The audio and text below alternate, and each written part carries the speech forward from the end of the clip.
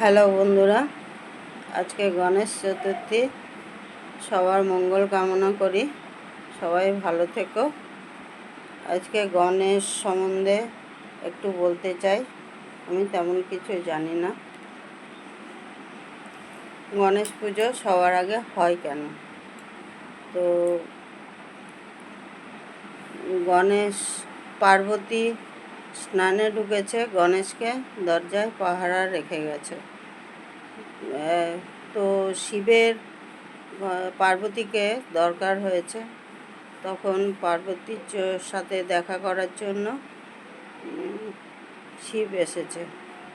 শিব আসার পরে তখন দরজায় গণেশ ঢুকতে দিচ্ছে না।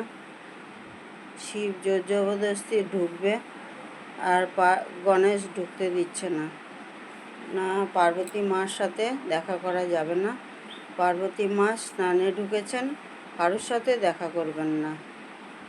তো শিব এখন ঢুকবেন। তো শিব জিজ্ঞেস করছে, তুমি কে? দরজায় দাঁড়িয়ে রয়েছে, তুমি কে? তখন গণেশ বলে, আমি পার্বতী পুত্র। তখন শিব জোর জবরদস্তি ঢোকার জন্য চেষ্টা করছে, তো গণেশ ঢুকতে দিচ্ছে না। তখন শিব অস্ত্র প্রয়োগ করে। অস্ত্র প্রয়োগ করার পরে গণেশের মাথা কেটে যায়।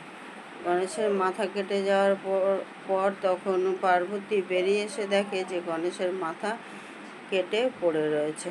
তখন শিবকে জিজ্ঞেস করছে যে গণেশের এরকম অবস্থা হলো কি করে?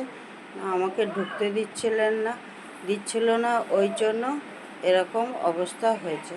তখন পার্বতী কান্নাকাটি করছে, শিবের সাথে ঝগড়া করছে। তখন বলছে যে আমার ছেলের কি হবে? এইভাবে তো আর ও বেঁচে থাকতে পারে না, ওর একটা ব্যবস্থা করে দিন। তখন শিব নিজের জ্ঞানে ফিরে এসে বলছেন, তখন মনে মনে ভাবলেন যে ঠিকই তো, এটা আমার ভুল কাজ, আমি কারোর প্রাণ নিতে পারি না। তখন শিব বলে, তুমি উত্তর দিশায় যাও, তোমরা গিয়ে দেখো কোনো মা বাচ্চাকে পেছনে রেখে ঘুরে শুয়ে রয়েছে। তো সেরকম কারুর মাথা কেটে নিয়ে এসো। সবাই এদিক ওদিক সেদিক সবাই ছড়িয়ে পড়েছে, খোঁজাখুঁজি করছে উত্তর দিশায় গিয়ে। তো খুঁজতে খুঁজতে দেখছে একজন হাতি শুয়ে রয়েছে, বাচ্চা পেছনে রেখে উল্টো দিকে ঘুরে শুয়ে রয়েছে। তখন হাতির মাথা কেটে নিয়ে এসে গণেশের দেহতে লাগানো হয়। তখন গণেশ আবার জ্যান্ত হয়ে যায়, প্রাণ ফিরে পায়।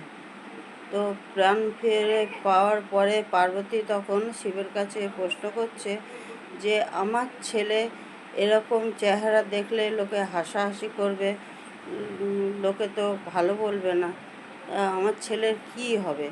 আমার ছেলে তো এইভাবে বেঁচে থাকতে পারে না। তখন শিব পার্বতী কথা শুনে তখন শিব বলে যে ঠিক আছে, আমি তোমার ছেলেকে আশীর্বাদ করছি, সব পুজোর আগে তোমার ছেলের পুজো হবে। তো সেইভাবেই গণেশের পুজো সব পুজোর আগেই গণেশ পুজো হয়। এটুকুই আমি জানি। ভিডিওটা আপনাদের যদি ভালো লাগে তো লাইক, কমেন্ট, শেয়ার করবেন, আর ভুল হলে ক্ষমা করে দেবেন। আমি সেরকমভাবে বলতে পারি না, যতটুকু পেরেছি ততটুকু বলেছি, ক্ষমা করে দেবেন।